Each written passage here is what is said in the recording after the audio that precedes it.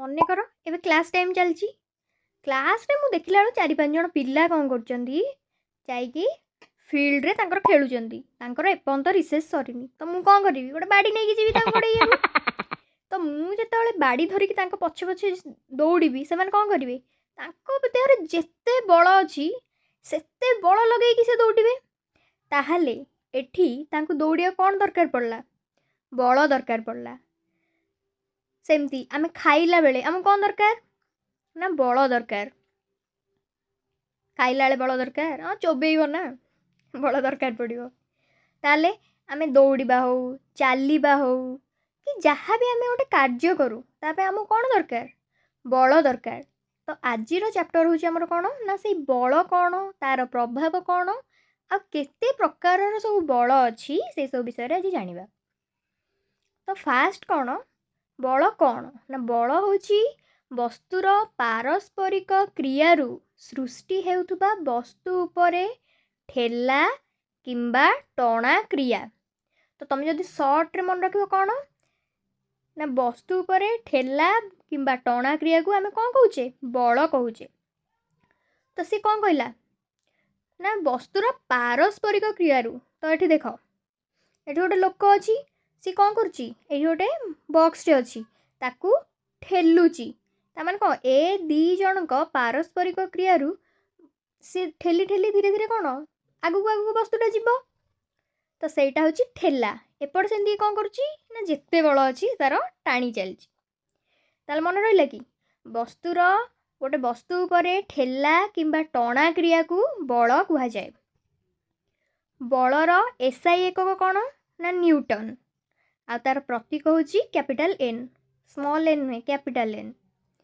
ଏବେ ଆମେ ଦେଖିବା ନା ବଳର ପ୍ରଭାବ। ବଳର ପ୍ରଭାବ ତମ ବହିରେ କେତେଟା ଦେଇଛି? 3ଟା ଦେଇଛି।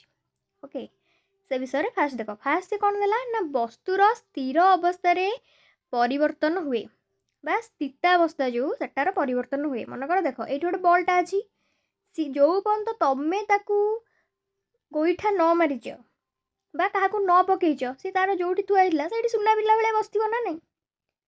ତ ଏଠି ସେ କ'ଣ? ନା ତା ସ୍ଥିର ଅବସ୍ଥାରେ ଅଛି। ତମେ ଯେତେବେଳେ ଗୋଟେ ବାହ୍ୟ ବଳ ଆପ୍ଲାଏ କରୁଛ, ସିଏ କ'ଣ? ତମେ ଯେଉଁ ଦିଗରେ ବଳ ପ୍ରୟୋଗ କରୁଛ ସେଇ ଦିଗରେ ଗଡ଼ି ଗଡ଼ି ଯାଉଛି। ତାହେଲେ ତାର ସ୍ଥିର ଅବସ୍ଥାଟା ଗତିଶୀଳ ହେଇଗଲା। ତାହେଲେ ଏଠି ତାର ଅବସ୍ଥାରେ ପରିବର୍ତ୍ତନ ହେଲା କି ନାହିଁ? ତ ବଳର ଏଇଟା ହେଉଛି ପ୍ରଥମ ପ୍ରଭାବ। ସେକେଣ୍ଡ କ'ଣ? ନା ତମକୁ ମନେକର ଇଏ ହେଉଛି ତମେ, ଆଉ ତମକୁ ଏଇ ଷଣ୍ଢଟା ଗୋଡ଼ଉଛି। ତାହେଲେ ଷଣ୍ଢ ଯୁଆଡ଼େ ଗୋଡ଼ଉଛି ତମେ ସିଆଡ଼େ ଯିବ ନା ତାର ବିପରୀତ ଦିଗରେ ଯିବ? ତମେ ଯଦି ଷଣ୍ଢ ଗୋଡ଼ଉଥିବ ତା ଆଡ଼ିକି ଯିବ, ତମର ଟିକେ ଅଧିକ ବୁଦ୍ଧି ହେଇଥିବ, ଦବ ଭୁସିବ ଭଲ କି। ତ ତମେ କ'ଣ କରିବ? ତା ଅପୋଜିଟ୍ ଡିରେକ୍ସନରେ ଯିବ। ତ ସେଠି କ'ଣ ହେଲା? ନା ଗତିର ମାନେ କ'ଣ? ତାର ଦିଗ, ବଳର ପ୍ରଭାବରେ ଦିଗ ବି ପରିବର୍ତ୍ତନ ହୁଏ। କାହିଁକି ନା ତମେ ସେଇ ଅନୁସାରେ ବଳ ପକାଇବ ଯେମିତି କ'ଣ ତମେ ତାର ବିପରୀତ ଦିଗରେ ଯିବ। ଆଉ କ'ଣ? ନା ସେ ତମକୁ ଯେଡ଼ିକି ଜୋରରେ ଗୋଡ଼େଇବ ତମେ ସେତେ ଜୋରରେ ଦୌଡ଼ିବ। ନହେଲେ ତମେ ଯଦି ସିଏ ତମକୁ 100 km/hରେ ଗୋଡ଼ଉଥିବ, ତମେ 50 km/hରେ ଦୌଡ଼ୁଥିବ, ତାହେଲେ କ'ଣ ଗଲା? ତମର ସେଦିନ ବେଳା ବୁଡ଼ିଲା। ତାହେଲେ କ'ଣ? ସେ ତମକୁ ଯେଡ଼ିକି ଜୋରରେ ଗୋଡ଼େଇବ ତମେ ସେଡ଼ିକି ଜୋରରେ ଯିବ। ସେଇଟା ହେଉଛି କ'ଣ? ତାର ବେଗ ବି ବଦଳାଏ। କିଏ? ନା ବଳ। ଥାର୍ଡ଼ ଜିନିଷ କ'ଣ? ଆକାର ପରିବର୍ତ୍ତନ। ଏଇଟା କେମିତି ମନେ ରଖିବ? ଦେଖ, ତମ 2 ଜଣଙ୍କର ସାଙ୍ଗଙ୍କ ଭିତରେ, ମାନେ ତମେ ପୁରା ବେଷ୍ଟ ଫ୍ରେଣ୍ଡ ଥିଲ, କିନ୍ତୁ ହଠାତ୍ କିନା କ'ଣ ଗୋଟେ ଏମିତି ସାଙ୍ଗମାନଙ୍କ ଭିତରେ ଯେମିତି ମତାନ୍ତର ମନାନ୍ତର ହୁଏ, ସେମିତି ଗୋଟେ ହେଇଛି। ଗୋଟେ ଜୋରଦାରିଆ ଝଗଡ଼ା ତମର। ତମେ ରାଗିକି କ'ଣ କଲ? ଗୋଟେ ଯେତେ ବଳ ଅଛି ସତ ଚାପୁଡ଼ା ଗୋଟେ ତା ମୁହଁକୁ ମାରିଲ। ତାହେଲେ କ'ଣ ହେବ? ତା ମୁହଁଟା ପୁରା ବଙ୍କା ହେଇଯିବ। ତ ଏଠି ତା ମୁହଁର ଆକାରରେ ପରିବର୍ତ୍ତନ ହେଲା କି ନାହିଁ? ତାହେଲେ ତମେ ବଳଟା ପ୍ରୟୋଗ କରିବାରୁ କ'ଣ ହେଲା? ନା ତାର ଆକାରରେ ପରିବର୍ତ୍ତନ ହେଲା। ତାହେଲେ ମନେ ରହିଲା, ବଳର ପ୍ରଭାବରେ ବସ୍ତୁର ସ୍ଥିତାବସ୍ଥାରେ ପରିବର୍ତ୍ତନ ହେଉଛି। ତାର କ'ଣ? ବେଗ କିମ୍ବା ଦିଗ କିମ୍ବା ଉଭୟର ପରିବର୍ତ୍ତନ ହେଉଛି। ଆଉ ଗୋଟେ କ'ଣ? ନା ତାର ଆକାରରେ ପରିବର୍ତ୍ତନ ହେଉଛି। ସରିଗଲା। ବଳ କ'ଣ ଜାଣିଲେ? ବଳର ପ୍ରଭାବରେ କ'ଣ ହୁଏ ଜାଣିଲେ। ଏବେ ଦେଖିବା ବଳର ପ୍ରକାର ଭେଦ। ତ ବଳ ହେଉଛି ଆମର କେତେ ପ୍ରକାର? ନା ବ୍ରଡଲି 2 ପ୍ରକାର। ଗୋଟେ ହେଉଛି ସଂସ୍ପର୍ଶ ବଳ, ଆଉ ଗୋଟେ ଅଣସଂସ୍ପର୍ଶ ବଳ। ତମେ ଯେତେବେଳେ ତମ ସାଙ୍ଗକୁ ଜାବଡ଼ାଏ ମାରିଲ, ଯେଉଁ ପର୍ଯ୍ୟନ୍ତ ତମ ହାତଟା ଯାଇକି ତା ଗାଲରେ ନ ବାଜିଛି ତାକୁ ସେ ପର୍ଯ୍ୟନ୍ତ କାଟିବ କି? କାଟିବନି। କାହିଁକି ନା ତମ ହାତ ଯେତେବେଳେ ଯାଇକି ସଂସ୍ପର୍ଶ କଲା ସେତେବେଳେ ବଳଟା ପ୍ରୟୋଗ ହେଲା। ତ ଯେତେବେଳେ ଦୁଇଟା ବସ୍ତୁ ସଂସ୍ପର୍ଶରେ ଆସିବେ ଆଉ ସେତେବେଳେ ଯେଉଁ ବଳଟା ପ୍ରୟୋଗ ହୁଏ ତାକୁ କୁହାଯାଏ ସଂସ୍ପର୍ଶ ବଳ। ସେଇଟା ହେଉଛି ଦୁଇ ପ୍ରକାର, ଗୋଟେ ହେଉଛି କ'ଣ ନା ଘର୍ଷଣ ବଳ, ଆଉ ଗୋଟେ ହେଉଛି ମାଂସପେଶୀୟ ବଳ। ତ ସେମିତି ହେଉଛି ଅଣସଂସ୍ପର୍ଶ ବଳ। ଅଣସଂସ୍ପର୍ଶ ବଳ କ'ଣ ନା ଛୁଆଁଛୁଇଁ ସେଠାରେ କିଛି ଦରକାର ନାହିଁ, ସେ ଦୂରରୁ ରହିକି ବି ବଳ ପ୍ରୟୋଗ କରିଦେବେ। ଯେମିତି ଚୁମ୍ବକ ମନେକର, ଚୁମ୍ବକ ତାକୁ ଏକା ରଖିଦେବ, ଗୋଟେ ଚୁମ୍ବକ, ସିଏ ତାର ଶାନ୍ତ ପିଲା ଭଳିଆ ବସିଥିବ। କିନ୍ତୁ ତମେ ଯଦି ଭୁଲରେ ଆଣିକି ଗୋଟେ ଲୁହା ଖଣ୍ଡ ତା ପାଖାପାଖି ରଖିଦେଲ, ସିଏ ଆଉ ଥୟ ହେଇକି ବସିବ କି? ଜମା ନୁହେଁ। ସିଏ କ'ଣ ସେ ଲୁହାକୁ ତା ନିଜ ଆଡ଼କୁ ଟାଣିବ। ତାହେଲେ ଏଠି କ'ଣ ତମେ ଚୁମ୍ବକରେ ଲୁହାଟା ଲଗେଇକି ରଖିଥିଲ କି? ରଖିନଥିଲ, ଦୂରରେ ରଖିଥିଲ, କିନ୍ତୁ ତଥାପି ସେ ତାକୁ ଟାଣିଲା କି ନାହିଁ? ତ ଏଠି ସଂସ୍ପର୍ଶ ତା ସଂସ୍ପର୍ଶରେ ଆସିନଥିଲା, କିନ୍ତୁ ଷ୍ଟିଲ୍ ବଳ ପ୍ରୟୋଗ ହେଲା।